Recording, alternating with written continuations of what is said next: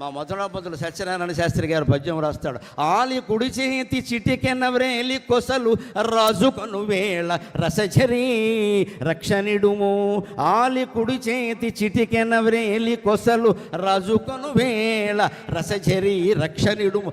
రాసుకొను వేళ అనలేదు మహాకవి మధురాపంతుల, జ్ఞానపీఠం జారిపోయాను మహానుభావుడు. రాజుకొను వేళ అన్నాడు. భార్య కుడి చేతి చిటికెన వేలు భర్తకి చిటికెన వేలకి తగిలితే పొయ్యి రాజుకున్నట్టు రాజుకుంటుంది. అది మామూలుగా రాసుకోవడం కాదుటది. అలాగే ఇద్దరూ ఆనందంగా గడిపారు. అందుకని అల్కలు తీరి దంపతులు అన్నారు. పద్యం తాత్పర్యం గమనించండి. గాలి వీసింది, అది ధర్మానికి ప్రతీక. దాని ధర్మం అది చేసింది.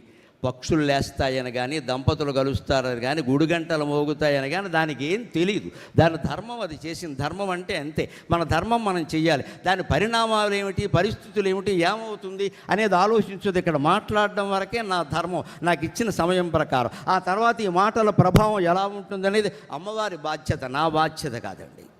నాకంటే చక్కగా ఆవిడ బాధ్యత ఎంత బాగా నెరవేరుస్తుందో ఇవాళ యువతరంలో కాదు, నిమ్న బలహీన వర్గాల్లో కూడా నాకున్నటువంటి ఆదరణ వల్ల నాకు ప్రతిక్షణం రుజువు అవుతుంది. ఖచ్చితంగా అందరూ నమస్కారం చేస్తున్నారు, మేము వింటున్నా ఉంటున్నారు. డ్రైవర్లు, క్లీనర్లు, స్వీపర్లు, పారిశుధ్య కార్మికులు కూడా మా ఇద్దరి ప్రవచనాలు వింటున్నారు. ఈ యోగం ఎవరి వల్ల పడుతుందండి? మా కృషి వల్ల పట్టదమ్మా, అమ్మవారి దయ వల్ల పడుతుంది ఖచ్చితంగా. మీ పని మీరు చేయండి, నా ప్రచారం నేను చేస్తా. ధర్మ నిర్వహణ అంటే అంతే. అంటే గాలి వీచింది, అది ధర్మం. పక్షులు లేచి వేటకు బయలుదేరడం అర్ధపురుషార్థం. సంపాదించుకోవాలి కదా తిండి, అందుకోసం అర్ధపురుషార్థం. దంపతులు లేచి కలవడం కామపురుషార్థం. గుడిగంటలు మోగడం మోక్ష పురుషార్థం. ఒక్క పద్యంలో 4 పురుషార్థాలు ఇమిడించిన మహానుభావుడు, సమరాంగణ సాహితీ సార్వభౌముడు కృష్ణదేవరాయలకి నమస్కారం.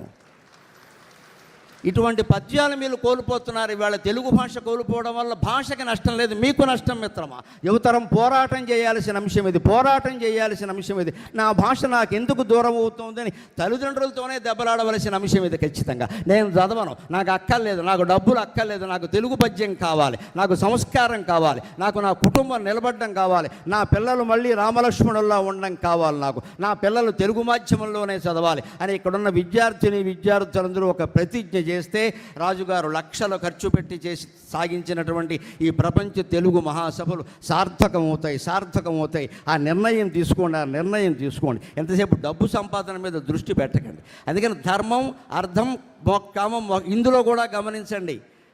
ఆ ధర్మం, మోక్షం, అర్థం, కామం రెండూ మనని భ్రమల్లో పడేస్తాయి.